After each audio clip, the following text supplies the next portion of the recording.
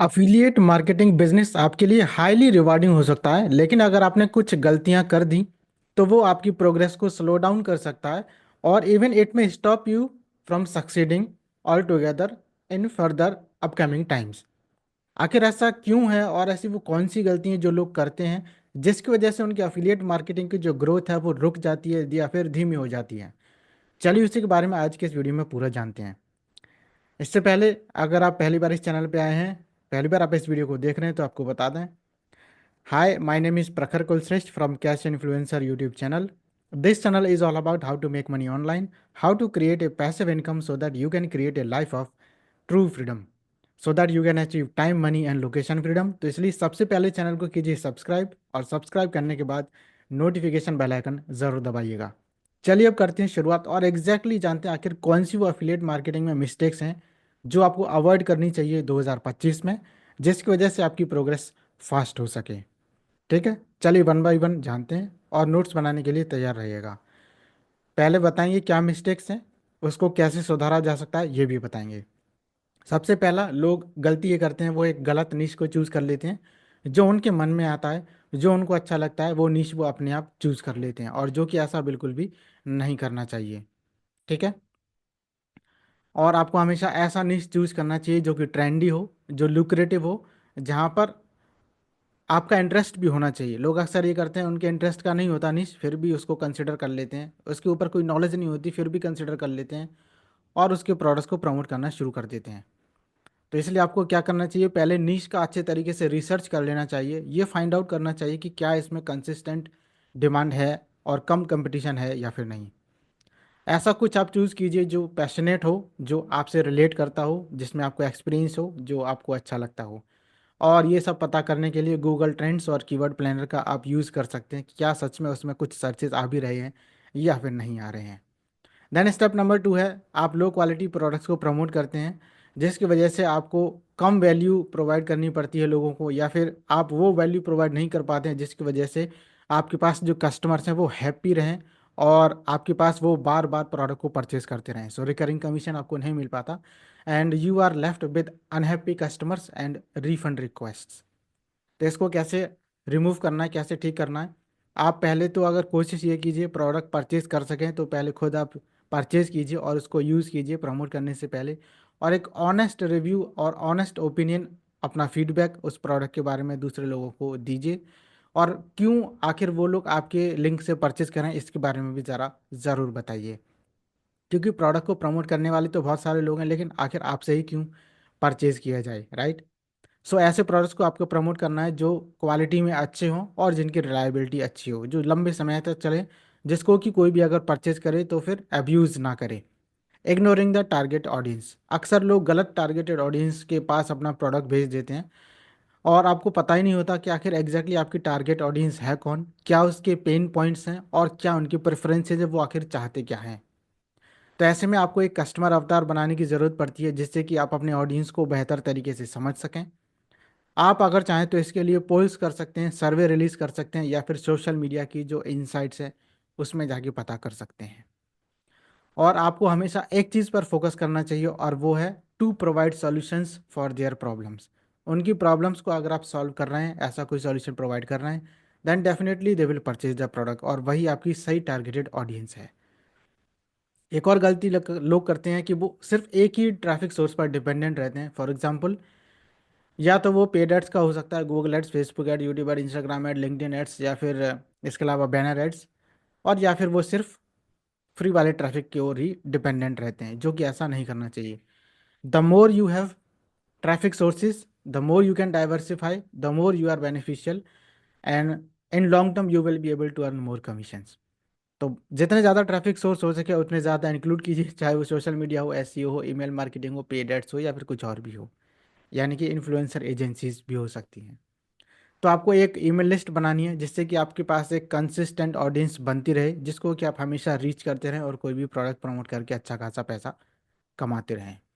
Different different platforms आपको find out करने होंगे, चूज़ करने होंगे, और ये पता करना होगा कि आखिर कौन सा ऐसा प्लेटफॉर्म है, कौन सा ऐसा नीश है, कौन सा ऐसा प्रोडक्ट है जो आपको अच्छे रिजल्ट्स दे रहा है। बस उसी को आपको फाइंड आउट करके उसी पर काम करने की ज़रूरत है। लोग ईमेल मार्केटिंग नहीं करते, ये सबसे बड़ी गलती कर देते हैं, तो ऐसा नहीं करना चाहिए। ईमेल लीड्स को कैप्चर कीजिए, फिर बाद में उनका फॉलोअप कीजिए, जिससे कि लॉन्ग टर्म में आप उन्हीं से रिपीटेड सेल्स पा सकें। क्योंकि ऐसा तो नहीं है कि एक ही प्रोडक्ट आपके पास होगा, एक ही प्रोडक्ट आप प्रमोट करेंगे, कई सारे प्रोडक्ट्स आप सेम लिस्ट को प्रमोट कर सकते हैं। तो ईमेल लिस्ट को कलेक्ट करने के लिए लीड मैग्नेट्स का यूज़ कीजिए, चाहे वो फ्री गाइड हो सकती है, फ्री ई बुक हो सकती है, कोई वीडियो सीरीज हो सकती है, कोई वेबिनार या VSL, कुछ भी हो सकता है। तो एक ऐसा सेल्स फनल बनाइए जो आपकी लीड्स को नर्चर करता रहे और कस्टमर्स में कन्वर्ट करता रहे, और उनको regular value packed jam emails भेजते रहिए अपनी ऑडियंस को, जिससे कि वो आपसे कनेक्टेड भी रहें, आपका इंटरेक्शन उनसे होता रहे। नेक्स्ट, सबसे बड़ी गलती लोग ये भी करते हैं कि अपने जो भी अफिलिएट लिंक्स हैं आपके पास, जो अफिलिएट ऑफर्स हैं, वो आप बार बार अपनी ऑडियंस को भेजते रहते हैं, और बार बार उनको लिंक्स जब मिलते हैं तो उनको लगता है स्पैमिंग, और दैट्स वाई फिर वो आपको रिपोर्ट करना शुरू कर देते हैं। और इस केस में या तो आपका ईमेल एड्रेस जो है वो ख़राब हो जाता है, या फिर आपका जो ईमेल डिलीवरी रेट है वो ख़राब हो जाता है, और या फिर आपका जो एफिलिएट लिंक है वो ब्लॉक हो जाता है, या फिर आपका एफिलिएट कमीशन ज़ीरो हो जाता है। ठीक है, तो इसलिए एक बार में ऐसा मत कीजिए कि बार बार आप एक ही दिन में 4-5 लिंक आपने भेज दिए, एक दिन में सिर्फ एक लिंक भेजिए। बार बार कई सारे ईमेल्स करने की ज़रूरत नहीं है। और पहले एक प्रोडक्ट को भेजिए, जब वो प्रोडक्ट के जितने भी ईमेल्स हैं वो ख़त्म हो जाएं, उसके बाद दूसरा भेजना शुरू कीजिए। ऐसा नहीं कि एक के ईमेल्स ख़त्म नहीं हुए दूसरे के बीच में ही शुरू कर दिए, ऐसा नहीं करना है। और जो कॉल टू एक्शन है वो स्ट्रैटेजिकली आपको इंक्लूड करना होगा अपने ईमेल्स में या फिर अपने कंटेंट में, जो कि ऐसा नहीं लगना चाहिए कि जानबूझ करके उसको इंक्लूड किया गया है, इट शुड लुक्स नेचुरल। तो परफॉर्मेंस को ट्रैकिंग करना एक बहुत बड़ी चीज़ है। अगर आप मिस्टेक्स कर रहे हैं ऐसी जिसमें कि आप ट्रैकिंग नहीं कर पा रहे हैं अपने डेटा की, तो यही वो डेटा है जो आपको आगे लेके जा सकता है, लेकिन ट्रैकिंग अगर नहीं की तो आप पीछे रह जाएंगे। क्योंकि डेटा कभी भी झूठ नहीं बोलता, वो आपको एग्जैक्टली बताएगा कि कौन सी चीज़ लोग ज़्यादा पसंद कर रहे हैं और कौन सी चीज़ पसंद नहीं कर रहे हैं। इसको अवॉइड कैसे करना है या फिर इसको ठीक कैसे करना है, गूगल एनालिटिक्स, क्लिक मैजिक, या फिर जो आपका एफिलिएट डैशबोर्ड है वो पूरी परफॉर्मेंस को ट्रैक करता है, उसको चेक करते रहिए और एनालाइज करते रहिए, और पता करते रहिए कि आखिर कौन सी वाली स्ट्रैटेजी से आपको ज़्यादा अच्छे रिजल्ट्स मिले हैं, ज़्यादा अच्छी सेल्स मिली हैं। तो different different headlines, landing pages, email marketing copies और ट्रैफिक सोर्सेज यूज़ करते रहिए, जिससे कि आपके पास ज़्यादा कन्वर्जन्स आ सकें। और जितने ज़्यादा कन्वर्जन्स आएंगे तो उसी से आपको पता चल जाएगा कि कौन सा ट्रैफिक सोर्स अच्छा है, कौन सा पेज अच्छा है, कौन सा प्रोडक्ट अच्छा है। फिर आप उसी को ऑप्टिमाइज कर सकते हैं to get much more conversions. Next, एक और गलती जो लोग करते हैं, गिविंग अप टू सून, बहुत जल्दी क्विट कर जाना। लोग समझते हैं कि ये this is going to be a overnight quick rich scheme, जो कि ऐसा कभी भी नहीं होगा। ठीक है, चाहे आप आज स्टार्ट करें या फिर आप 10 साल बाद स्टार्ट कीजिए, कभी भी ऐसा नहीं होगा कि इंस्टेंट रिजल्ट आपको मिल जाएगा। Because this is not a get rich quick scheme. लोग इसी उद्देश्य से आते हैं कि तुरंत मैं आकर के पैसा कमा लूंगा, लेकिन ऐसा नहीं होता है। आपको अपनी एक्सपेक्टेशंस रियलिस्टिक रखनी होंगी और आपको कंसिस्टेंसी के साथ में काम करना होगा। अफिलिएट मार्केटिंग को आप मान के चलिए एक लॉन्ग टर्म बिजनेस है, गेट रिच क्विक स्कीम बिल्कुल भी नहीं है। और जो भी छोटे छोटे विंस आपको मिलते रहें, जो भी ब्रेक थ्रूज आपको मिलते रहें, उनको सेलिब्रेट करते रहिए, और जो भी आपको फेलियर्स मिले उनसे नया सीखते रहिए, और उन गलतियों को दोबारा से मत दोहराइए। और एक और बड़ी गलती लोग जो करते हैं वो ये कि अपना पर्सनल ब्रांड नहीं बना पाते तो फिर आप कैसे अपने आप को डिफरेंशिएट कर पाएंगे, क्योंकि आप भी वही प्रोडक्ट प्रमोट कर रहे हैं और बाकी के 10-20-50-100 लोग भी सेम प्रोडक्ट को प्रमोट कर रहे हैं। तो इसलिए अपनी पर्सनल ब्रांडिंग बनाने के लिए आपको सोशल मीडिया का यूज़ करना होगा, जिसमें आप प्रोडक्ट प्रमोट करते रहें, कोई बात नहीं, लेकिन साथ साथ आपको अपनी नॉलेज, अपनी एक्सपर्टीज़, वो जो आपका ट्रस्ट है, जो अथॉरिटी है, वो आपको वहाँ पर बिल्ड करते रहनी चाहिए। अपना जो भी पर्सनल एक्सपीरियंस है प्रोडक्ट से या प्रोडक्ट की इन्फॉर्मेशन से, वो आप शेयर करते रहिए, और ट्रांसपेरेंट रहिए और ऑथेंटिक रहिए। लोगों को क्लियरली बताते रहिए कि अगर वो कोई भी प्रोडक्ट आपके लिंक से परचेज करेंगे तो आपको इससे बेनिफिट मिलने वाला है। राइट। नेक्स्ट, एक और गलती लोग करते हैं, एसईओ को इग्नोर कर देते हैं और कंटेंट मार्केटिंग को इग्नोर कर देते हैं। तो एसईओ और कंटेंट मार्केटिंग को इग्नोर नहीं करना है, क्योंकि एसईओ और कंटेंट मार्केटिंग तो आपको लॉन्ग टर्म में बेनिफिट देने वाली है।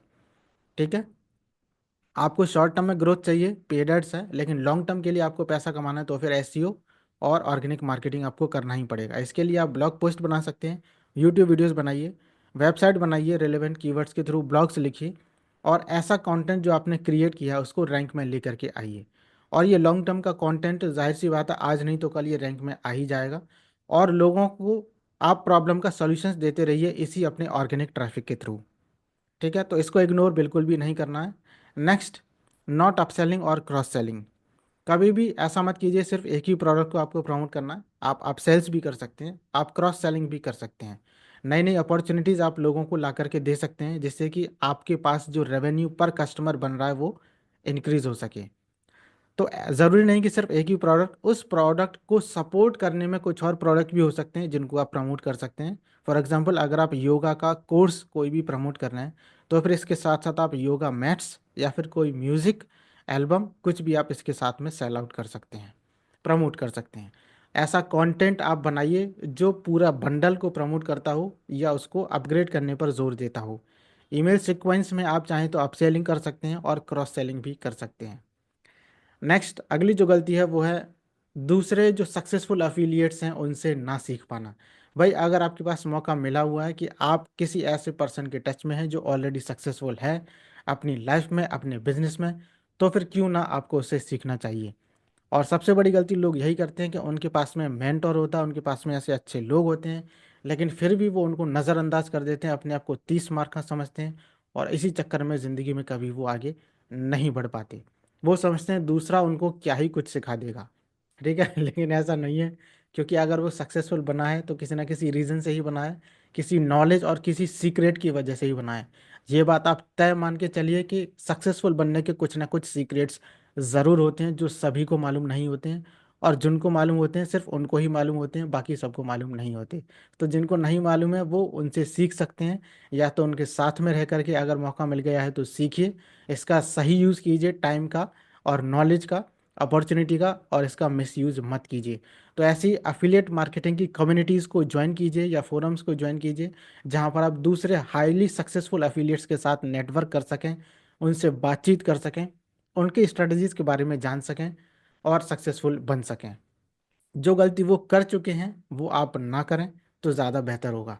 और ऐसे लोगों का आप कोर्स या मेंटरशिप प्रोग्राम ले सकते हैं अपनी स्किल्स को अपग्रेड करने के लिए। इसी के साथ मैं आपको बताना चाहूँगा, if you are also serious to learn affiliate marketing, then you can either enroll in our course और you can enroll in our mentorship program, where we will guide you how to implement all those things live, and you can become a successful affiliate marketer so that you can be able to earn passive income consistently. Next जो बड़ी गलती करते हैं लोग, वो करते हैं ignoring legal compliance, not disclosing affiliate relationship. आपको क्लियरली बोलना होगा कि जो भी आप यहाँ पर प्रोडक्ट प्रमोट कर रहे हैं ये आपका प्रोडक्ट नहीं है, एंड ये जो प्रोडक्ट है ये किसी और का प्रोडक्ट है, आप तो सिर्फ इसको प्रमोट कर रहे हैं।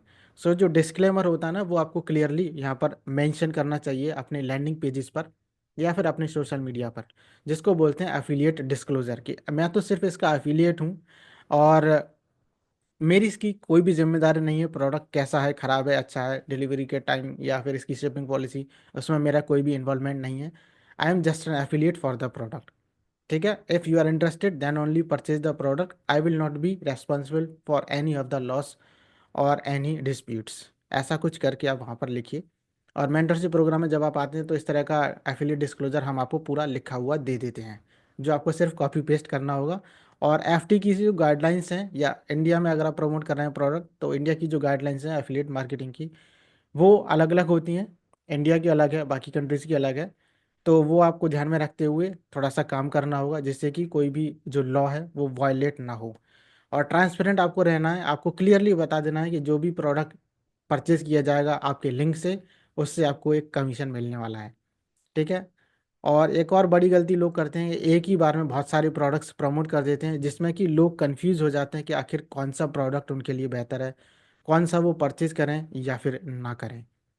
तो कुछ ही आप प्रोडक्ट को चूज़ कीजिए जो हाईली कन्वर्टिंग हों, जो हाई क्वालिटी के हों, और अपनी एक्सपर्टीज़ उन्हीं प्रोडक्ट्स को प्रमोट करने में लगा दीजिए। फिर चाहे वो सिंगल निश के ही क्यों ना हो, पहले एक निश के प्रोडक्ट को प्रमोट कीजिए, अच्छा रिजल्ट आपको मिलने लगे, लोगों से अच्छा रिस्पॉन्स मिले, जब उनकी परमिशन हो, तब आप दूसरे निश का प्रोडक्ट भी उनको इंट्रोड्यूस कर सकते हैं, लेकिन इसको एक स्ट्रेटजी के साथ में आपको करना होगा। ठीक है। प्रोडक्ट को आप बहुत सारे प्रमोट कर सकते हैं, लेकिन उनको ही ज़्यादा बढ़ावा दीजिए जो ज़्यादा अच्छा काम कर रहे हैं, जिसमें स्केलेबिलिटी ज़्यादा आपको मिल रही है। एक और बड़ी गलती लोग ये करते हैं कि उनको मालूम ही नहीं रहता कि आखिर इंडस्ट्री में चल क्या रहा है। जब उनको मालूम नहीं होगा तो जाहिर सी बात है कि जो पहले का एल्गोरिदम था उसमें वो फिट नहीं हो पाएंगे, और अगर उसी में फिट रहेंगे तो वो तो अब खत्म हो गया, वो तो चेंज हो गया, नया एल्गोरिदम आया। तो नए एल्गोरिदम में अपने आप को फिट करना ज़रूरी है, नई नॉलेज को लेना ज़रूरी है। तो ऐसे यूट्यूब चैनल्स को, ब्लॉग्स को और पॉडकास्ट को फॉलो करना शुरू कर दीजिए जो इसी के ऊपर कंटेंट बनाते हों। एक्सपेरिमेंट कीजिए नए ट्रैफिक सोर्सेज से या फिर नई मार्केटिंग टेक्निक से, जो आपको बचाएगा गलत काम करने से और जो आपकी सक्सेस को फास्ट करेगा। नए नए प्लेटफॉर्म्स जितने भी लॉन्च होते हैं उनसे भी अपडेटेड रहिए, प्लस जो भी रूल्स आते हैं, नए एल्गोरिदम्स आते हैं फेसबुक का, गूगल का या इंस्टाग्राम पर, इन पर भी आप अपडेटेड रहिए। देन अब कंक्लूजन, सीधी सीधी बात ये आ जाती है कि अगर आपने इन सारी मिस्टेक्स को अवॉइड किया तो ना सिर्फ आप टाइम बचाएंगे बल्कि पैसा भी बचाएंगे, और इतना ही नहीं, साथ साथ आपको जो फ्रस्ट्रेशन होती है उससे भी आप बच जाएंगे और अपनी सक्सेस को फास्ट कर पाएंगे, इस जर्नी को और आसान अपने लिए बना पाएंगे। ठीक है, तो आप फोकस कीजिए अपनी ऑडियंस के साथ में ट्रस्ट बिल्ड करने के लिए, उनको वैल्यू प्रोवाइड कीजिए और कंसिस्टेंसी के साथ में लॉन्ग टर्म सक्सेस पर फोकस कीजिए। शॉर्ट टर्म में फोकस करना है तो सिर्फ पेड एड्स है, लेकिन मैं उसकी राय आपको तभी दूंगा जब आप शॉर्ट टर्म के साथ साथ लॉन्ग टर्म वाला भी काम करें। जब आप ऑर्गेनिक मार्केटिंग स्टार्ट कर चुके हों, कुछ आपको पैसा आना शुरू हो चुका हो, उसके बाद में पेड एड्स का आप सहारा लीजिए अपनी अर्निंग्स को बूस्ट करने के लिए। तो मुझे ज़रा बताइए आखिर इनमें से आखिर वो कौन कौन सी गलतियां हैं, गलती का नंबर लिख दीजिए 1 2 3 4, जो आपने अभी तक की हैं और जो आप आगे नहीं दोहराएंगे। ठीक है, और आपको लगता है कोई और ऐसे एफिलिएट्स हैं आपके नॉलेज में जो ये गलती कर रहे हैं, तो उनके साथ भी इस वीडियो को शेयर ज़रूर कीजिएगा। और अगर आप सीरियस हैं एफिलिएट मार्केटिंग सीखने के लिए, then you can enroll in our course. Course का लिंक वीडियो के डिस्क्रिप्शन में आपको मिल जाएगा। तो बस इसी के साथ मिलते हैं आपसे एक और ऐसी नेक्स्ट वीडियो में। Till then take care, be happy, bye, keep earning while learning, all the best. And yes, खुश रहिए, स्वस्थ रहिए, मस्त रहिए, जिंदाबाद रहिए, आबाद रहिए, और खुद भी आगे बढ़ते रहिए, दूसरों को भी आगे बढ़ाते रहिए।